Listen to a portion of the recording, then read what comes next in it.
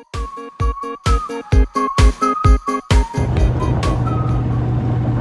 everybody, welcome.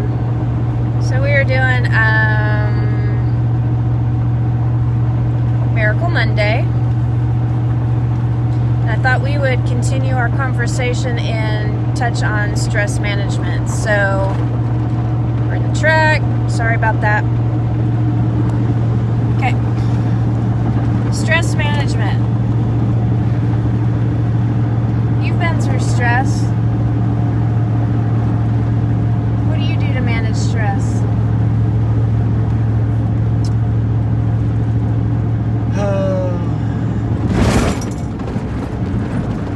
Smile.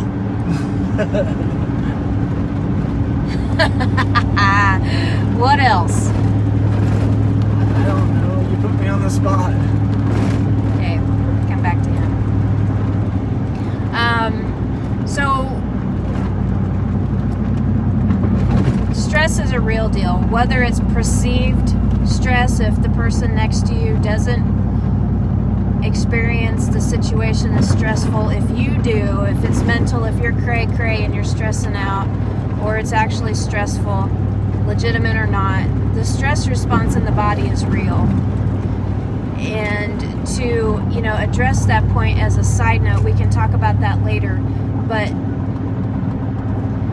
our filters, our beliefs, things that have happened, who we are, what, mental, wherever you're at right now. If you feel like something's stressful or it touches on post-traumatic stress things or whatever, it's real stress and you need to learn how to deal with it, okay?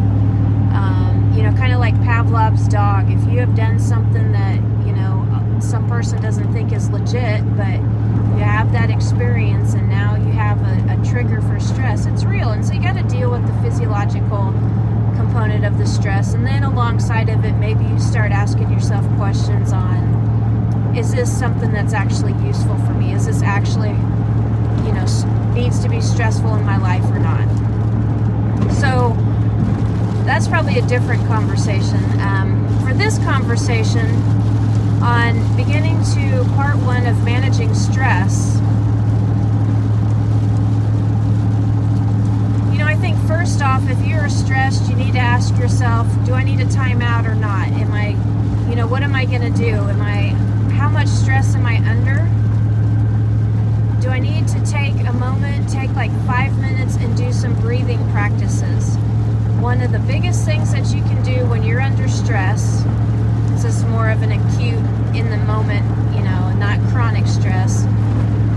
One of the things that you can do is just for a moment, a minute, 5 minutes, take a step back, hit the pause button, and do some breathing.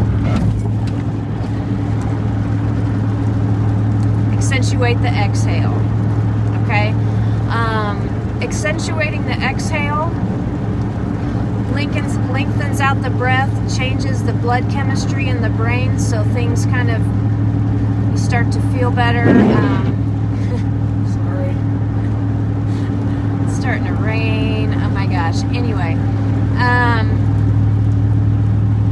accentuating the exhale also helps to stimulate the vagus nerve, which helps the nervous system calm down. So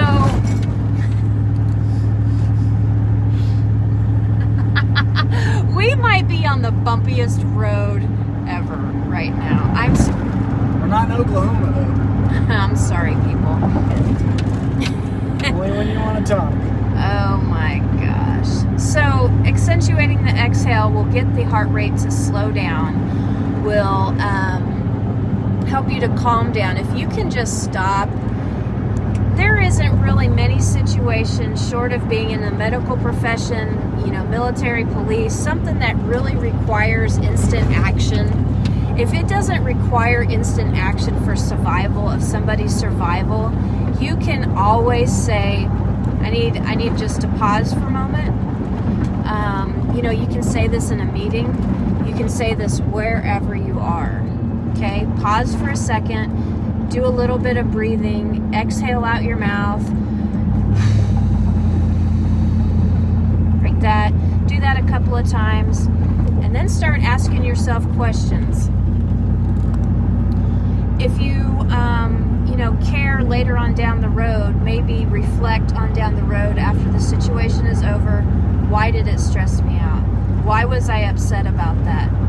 Ask it in an objective manner, and you'll learn a little bit about yourself, and you help to challenge the beliefs and whatnot that maybe might not be serving you as far as how you perceive things and if it's stressful or not. Or maybe you ask questions why, and along those investigations you find a different way to manage it. Okay,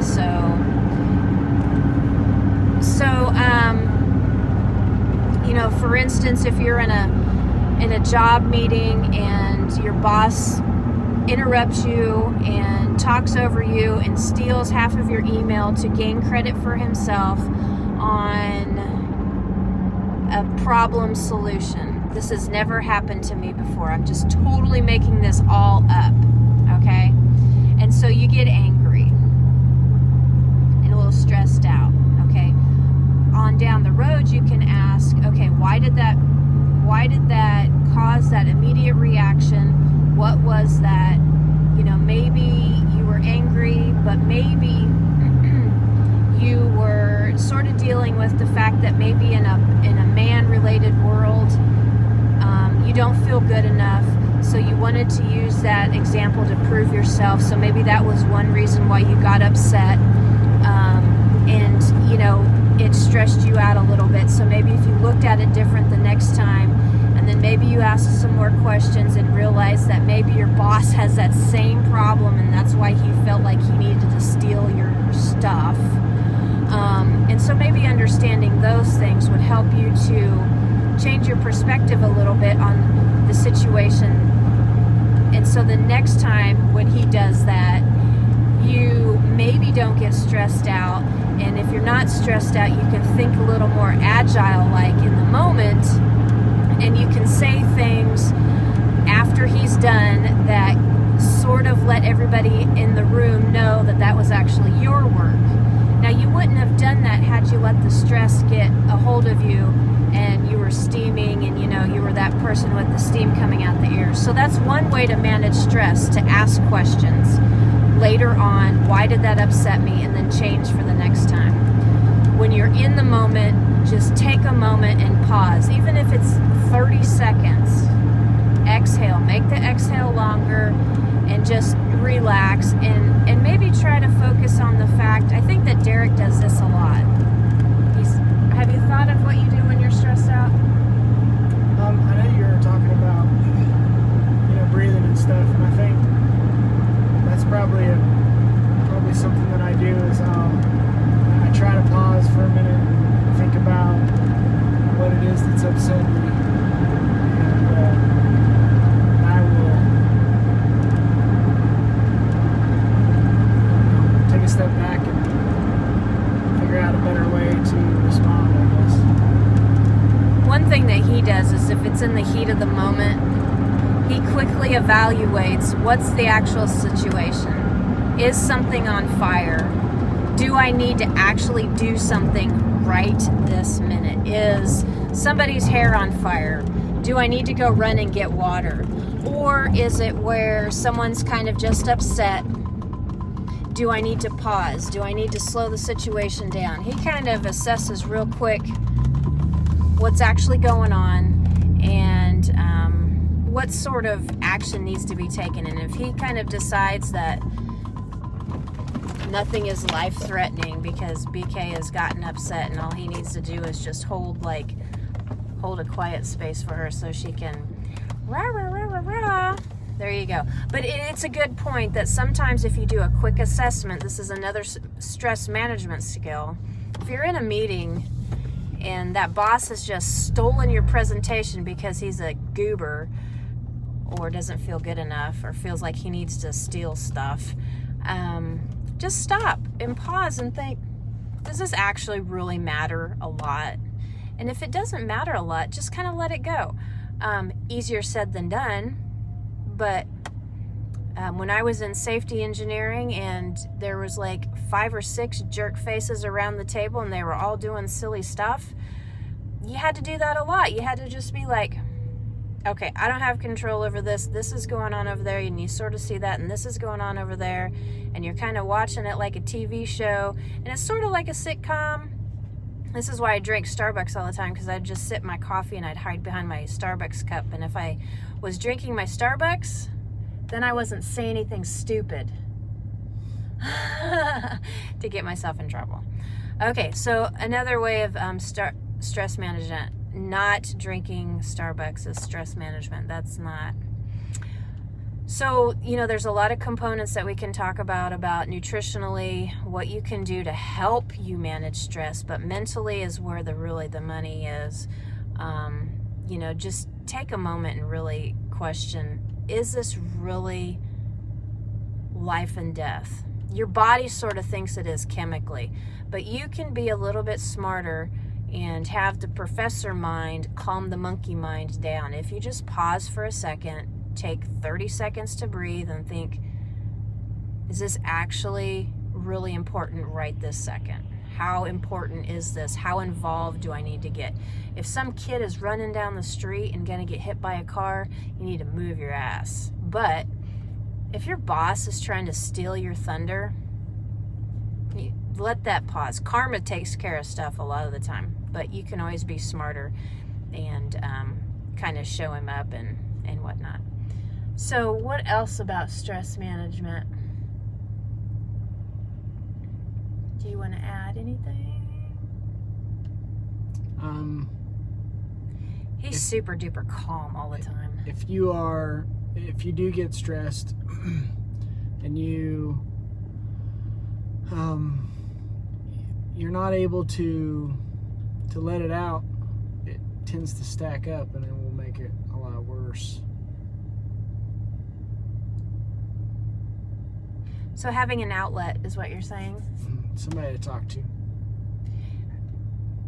It's important to have a good outlet and multiple outlets. Some people use, Karen, sorry to pull you out of here, call you out on this.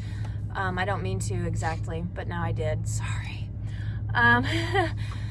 A lot of people do this. I do this. I over-exercise because I feel fat. Because I think that over-exercising is going to make me skinny, and it never does. Anyway, an outlet to release some of that energy, because that stress is just energy. We need to look at it like it's not necessarily bad, it's just energy. Whatever is going on in that situation, you need to look at it and understand it and do something with the energy. It's either release it, think about it and have it change you, talk to somebody later, instruct them differently, or work on a relationship so that thing changes, or exercise is a decent one, but we need to not have that be our first one and our only one, because it's so debilitating when you can't, or when you overly do it. And it's not the best skill to learn how to manage stress, because we're talking about energy management. And so meditation and mental habits and emotional habits are the best way to deal with stress. And if you can do that, managing stress with exercise is a plus instead of your only go-to. And a lot of people manage stress differently. They unplug and they Facebook, or they unplug and they watch all this Grey's Anatomy, or they do even worse things, like they drink too much, or they do this, or they do that. So learning the mental aspect of managing stress is really important. Have a mantra. Sometimes when I'm stressed out, I will say something over and over and over to myself, like have faith, or do this, or do this, or and I talk a lot about in races, practice this in long races, like at Ironman Texas on the run. It was hard, and I said, I am grateful and don't give up. And so that mantra sticks with me, and that now serves me so well anymore, that when I'm super duper stressed, or I'm about ready just to say a bunch of F words, I go back to that mantra and I say it, and it pulls me right back into that calm, I got this, keep moving mentality that I had practiced at Ironman Texas on the marathon. So mantras are another way that you can manage stress. The breathing, coloring book. Sometimes I write down the problem. I write down my thoughts. I journal it a little bit. I talk to Gina a lot. Gina hears all sorts of stuff from me. So, hi baby. So talking about things, sometimes just saying it. Derek listens to me all the time about stuff. And he hears me. I'm releasing that stuff, and then he sends back what he heard or what he thinks, and we work through it that way. Talking about it is sometimes nice. Drawing, sometimes I will write down something, and even if I'm terribly mad, I will just write down a big old F word, and then I will keep drawing, and then I'll be like, all right, soften this up a little bit, and I'll draw a flower on it, and yada yada yada. And that's another way that you can release energy. We need to look at this stuff as energy management, not stopping stress, because stress is part of the world. It's part of life.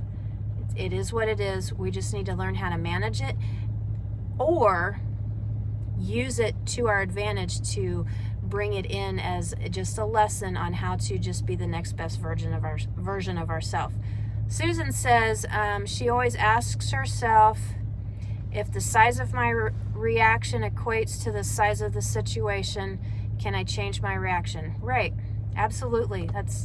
He has this juice squeeze conversation that he asks himself. Is the juice worth the squeeze? Is how much this stuff is on me? Is it worth it?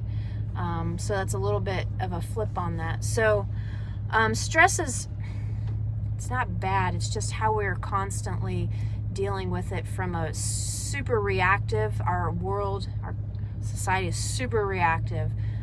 And then add on top that probably 95% of us have hormonal imbalance issues, and so our fight or flight system is on fire already anyway. So sometimes it's a little bit harder to deal with stress. And a tidbit that you guys will find super duper interesting. The reason why guys and girls are fundamentally generally different on managing stress, while they're more chill, and I think while they are better suited for certain things like fighting in the military, being in combat zones and stuff, and I hope I'm not stepping on any feminist feet. However, facts are that the female brain has more estrogen receptors on the right side, so we are built to be more nurturing, more emotional, more of what makes reacting to stress more difficult, less straightforward. We nurture kids. We're meant to do a different role generally. And so I found that interesting. I was learning about that men and women are actually designed differently, left to right brained, as far as how you're reacting to stress, how you're reacting to hormones, how many receptor sites are here and there. So it's pretty super interesting. And that's why ladies generally die from stress-related things, while guys are generally dying from other types of, in general. Now anymore, everybody's dying because the food's crap. But, there's that. So, just a little bit, part one on, thank you. Mm-hmm. Part one on managing stress, dealing with stress.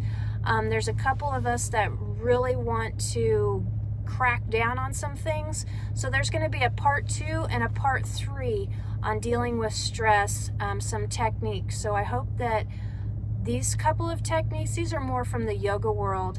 We're going to touch base a little bit more on the Ayurveda yoga world really kind of has energy management down to a T. So if you change stress management to energy management, it's a lot more useful and has less of a negative connotation on it. So let us know what you guys find interesting, or if you want to know something more, or if one of these practices that you decide to try, how they work for you. Or share yours. Absolutely. Okay. Do you do claps in a Ric Flair? Does it deserve 2 claps in a Ric Flair? Yes! Woo! Thanks, guys. Love ya. Love you.